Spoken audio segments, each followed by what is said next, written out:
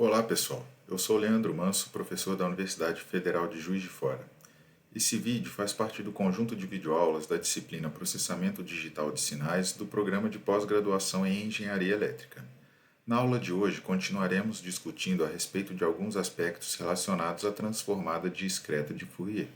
Bom pessoal, da mesma maneira que para sequências de comprimento infinito, as sequências de comprimento finito podem ser classificadas de acordo com a sua simetria.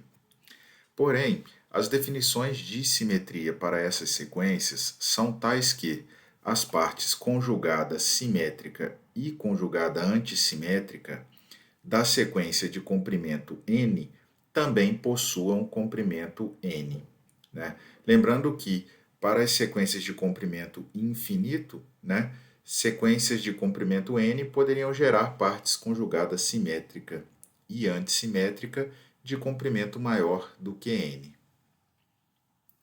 As partes, então, né, conjugada simétrica circular e conjugada antissimétrica circular são obtidas utilizando a operação módulo, né? Ou seja, aqui o deslocamento é o deslocamento circular, né, dessa sequência. Então, conforme mostrado aqui nessas equações, na primeira a gente pode obter a parte conjugada simétrica circular e na segunda a parte conjugada antissimétrica circular. Da mesma maneira que para a transformada de Fourier de tempo discreto, a simetria presente nas sequências no domínio do tempo implicam em algumas propriedades da transformada. Aqui nessa tabela está mostrado um sumário sobre as relações de simetria da DFT quando trabalhamos com sequências complexas.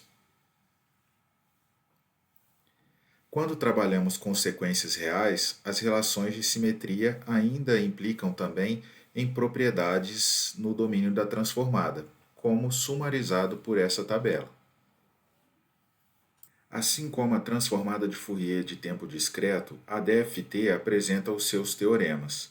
Vocês podem perceber, observando essa tabela, que eles são equivalentes aos teoremas da transformada de Fourier de tempo discreto, né? Temos o teorema da linearidade, deslocamento circular temporal, deslocamento circular na frequência, a dualidade, a convolução circular, a modulação e o teorema de Parseval.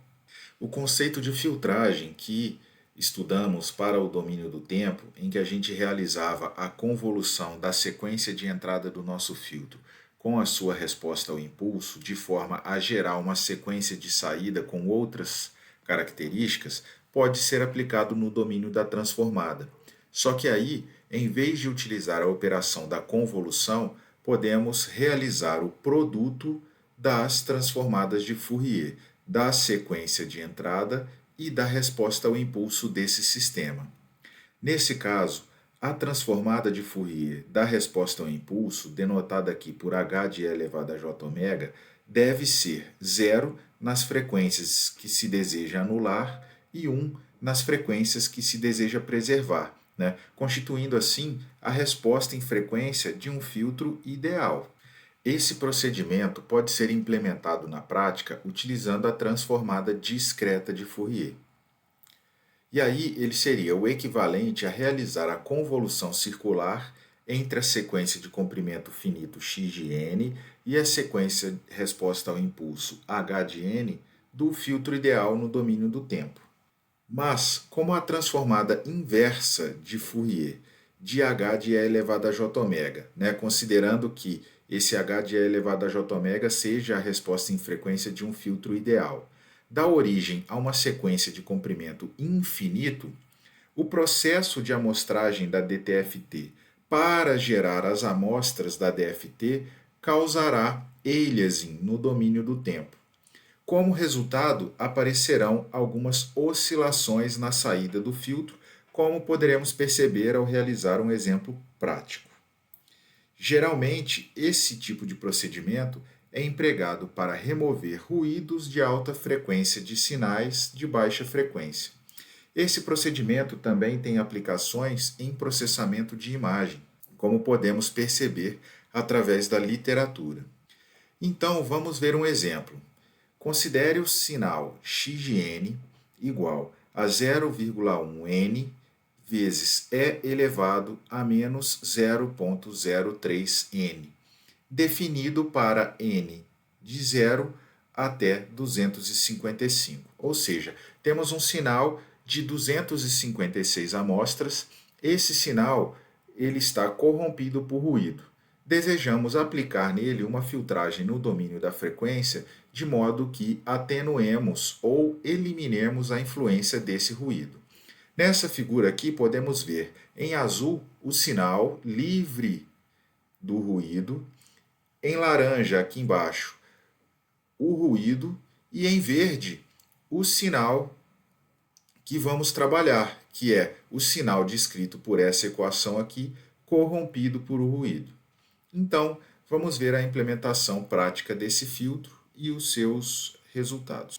Então, pessoal, vamos realizar essa filtragem no domínio da frequência em Python utilizando o Google Colab. Primeiramente, eu vou importar as bibliotecas que eu vou precisar de utilizar, que são a NumPy e a Matplotlib. Feito isso, vou fazer as definições para poder gerar o meu sinal. Então, o número de amostras desse sinal vai ser 256 e eu vou gerar aqui um vetor n, que vai ser o meu índice de amostras, indo de 0 até 255.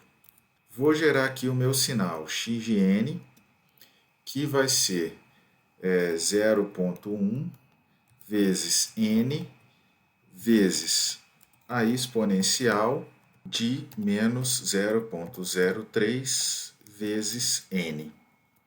Vou gerar aqui também um vetor de ruído, que eu vou chamar de d, que vai ser igual a 0,05 vezes um vetor aleatório. Para isso estou utilizando a função randn aqui do NumPy, do mesmo tamanho que o nosso x de n. E o nosso sinal, que eu vou chamar de S, que é o sinal que a gente vai ter que filtrar, vai ser igual a x de n mais d. Então, eu vou plotar esses três vetores aqui, o sinal, o ruído e o sinal corrompido pelo ruído, para que possamos verificar o comportamento dos mesmos. Então, como podemos perceber aqui, pela inspeção dessa figura, temos o nosso sinal que decai, temos o ruído aqui em amarelo e temos o sinal corrompido por ruído em azul. É esse sinal em azul, que eu chamei aqui de S, que a gente vai aplicar o conceito de filtragem no domínio da frequência. Para realizar a filtragem no domínio da frequência, a primeira coisa que eu preciso calcular é a DFT desse sinal. Então, eu vou calcular aqui utilizando a biblioteca NumPy FFT do nosso. Então, fiz aqui np.fft.fft do nosso sinal corrompido por ruído. E eu vou plotar aqui o espectro desse sinal para que a gente possa verificar o comportamento do mesmo. Então, vou rodar aqui. Como podemos ver, temos componentes, no início e no final aqui do espectro, com bastante energia, e temos diversos componentes aqui no meio relativos ao ruído, que apresentam menos energia, a energia mais baixa do que o sinal aqui que a gente quer aproveitar na nossa filtragem. Vamos relembrar que aqui no início está contido as frequências mais baixas positivas e aqui no final as frequências mais próximas de zero negativas. Então, são todos componentes de baixa frequência. Para aplicar a filtragem nesse sinal, eu vou multiplicar por 1 esses coeficientes que eu gostaria de manter, que estão aqui perto do zero e que estão aqui perto do 256, e vou multiplicar por 0 os coeficientes aqui da região central.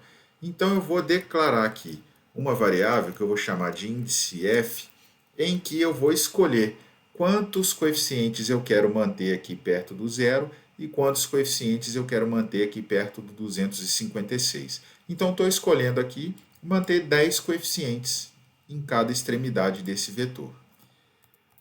Vou criar uma outra variável aqui, x(f), em que, primeiramente, eu vou copiar o conteúdo do x, que é o espectro do meu sinal, tá?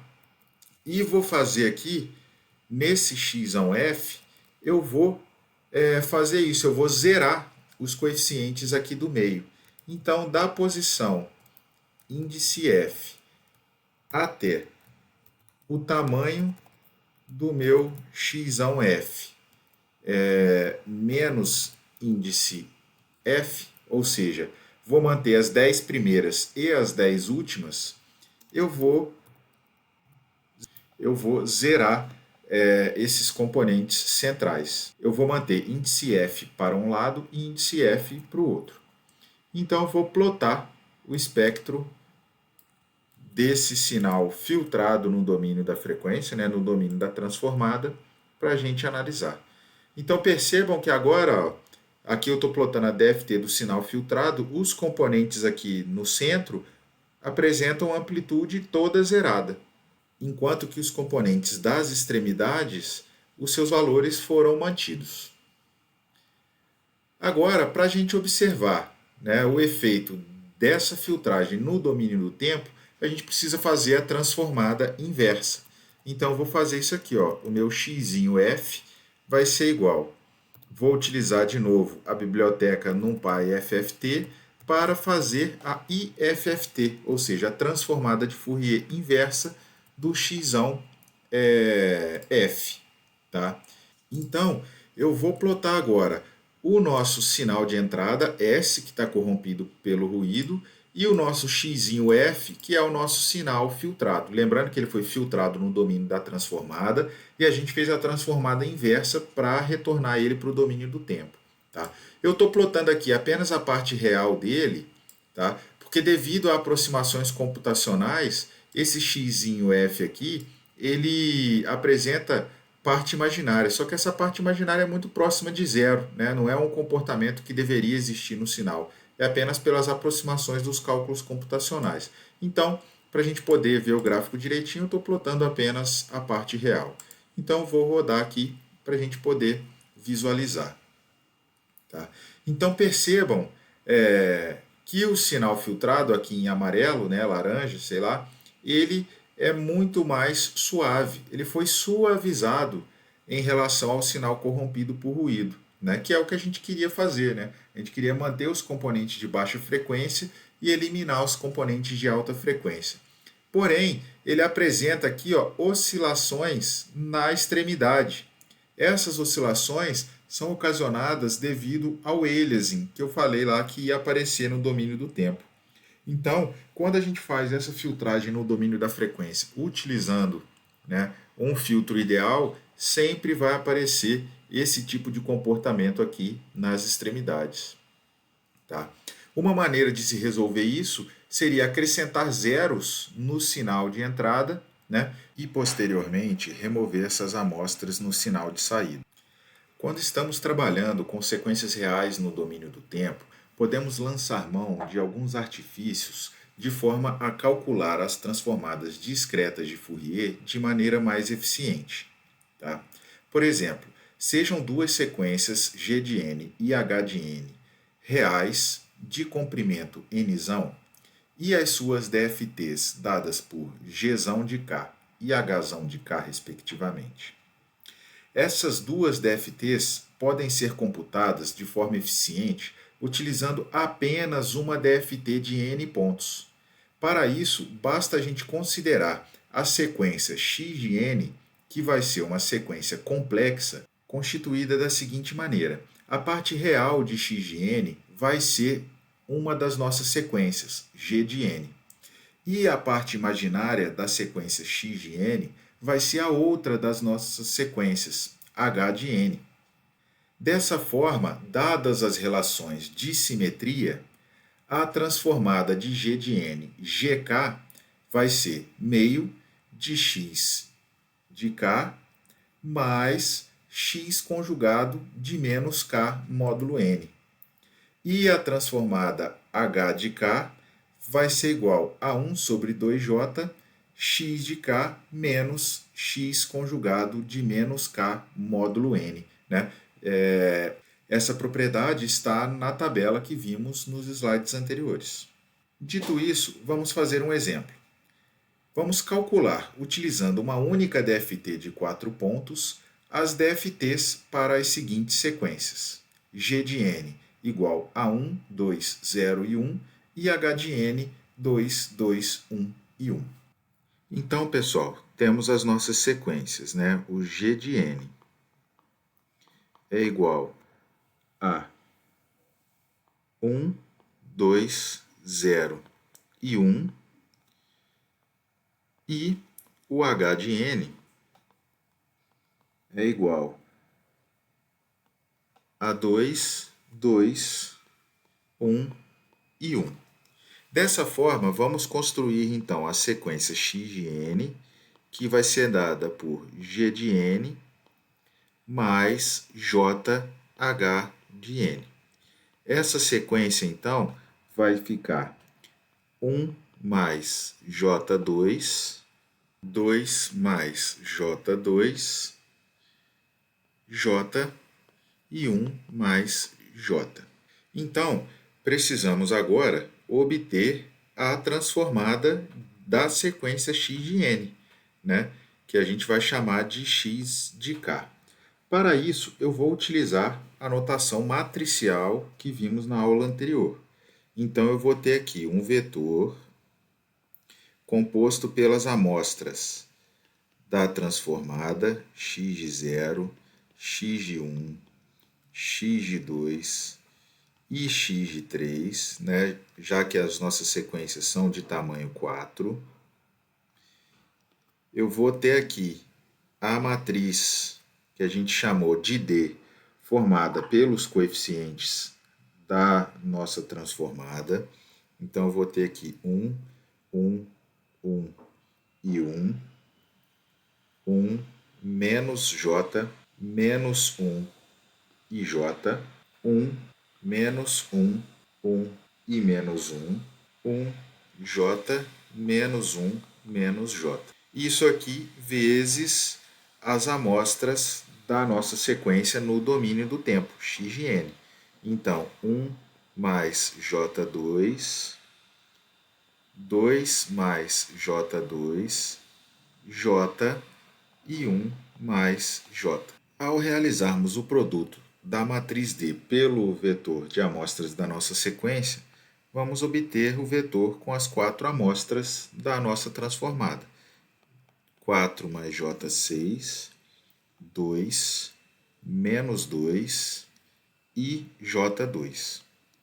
Então, de acordo com o que vimos lá no slide, precisamos obter a sequência x conjugado de k, que vai ser 4 menos J6, 2, menos 2 e menos J2, e a sequência x conjugado de menos k módulo 4 é a mesma coisa que x conjugado de 4 menos k módulo 4. E isso aqui, então, vai ser igual ao seguinte: 4 menos J6, menos J2, menos 2 e 2. Para obtermos, então, g de k, vamos utilizar a seguinte expressão: meio de x de k mais x conjugado de menos k módulo 4.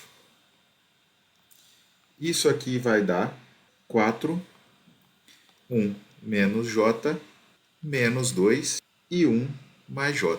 Para obter o h de k, vamos utilizar a expressão 1 sobre 2j de x de k menos x conjugado de menos k módulo 4. E isso aqui vai dar 6, 1 menos j, 0 e 1 mais j. Então, pessoal, temos aqui a transformada discreta de Fourier para a sequência g de n e aqui para a sequência h de n. Se vocês quiserem obter a transformada de Fourier para cada uma delas independente e comparar o resultado, vocês vão ver que vai ser exatamente igual. Outro artifício que podemos lançar mão quando trabalhamos com sequências reais é realizar o cálculo de uma DFT de 2n pontos utilizando apenas uma DFT de n pontos. Então, seja V de n uma sequência real de comprimento 2n e V de k a sua transformada discreta de Fourier, vamos definir duas sequências reais de comprimento n, tais que uma delas, g de n, vai ser igual a v de 2n, ou seja, vai ser composta apenas pelas amostras de índice par da sequência v de n. E a outra sequência h de n vai ser igual a v de 2n mais 1, ou seja, vai ser composta apenas pelas amostras de índice ímpar da sequência v de n. A DFT de v de n é dada por somatório de 0 até 2n menos 1, que é o comprimento dessa sequência, de v de n vezes w de 2n elevado a nk. Essa DFT pode ainda ser escrita da seguinte maneira. Eu posso desmembrar esse somatório aqui em dois somatórios. Tá? No primeiro somatório, eu vou somar somente as amostras de índice par da sequência v de n, e no segundo somatório, eu vou somar apenas as amostras de índice ímpar. Dessa maneira, eu vou ficar com dois somatórios de apenas n amostras. Já que a minha sequência, que continha 2n amostras, foi dividida. Só que v de 2n a gente chamou de g de n. E v de 2n mais 1 a gente chamou de h de n. Então, eu posso substituir aqui nesses dois somatórios, né, g de n e h de n. E aí eu vou ficar com a seguinte equação. Onde tinha v de 2n, eu botei g de n. Onde tinha v de 2n mais 1, eu coloquei h de n. Né? Passando aqui o w de 2n elevado a k, que não depende de n, para fora do somatório, ficamos com a seguinte equação. E percebam, esse primeiro somatório aqui é exatamente g de k, que é a transformada de Fourier da sequência g de n. E esse segundo somatório aqui é h de k, que é a transformada de Fourier da sequência h de n. Então, a DFT v de k da sequência v de n é expressa em função de g de k e de h de k, né, multiplicado aqui por essa constante complexa.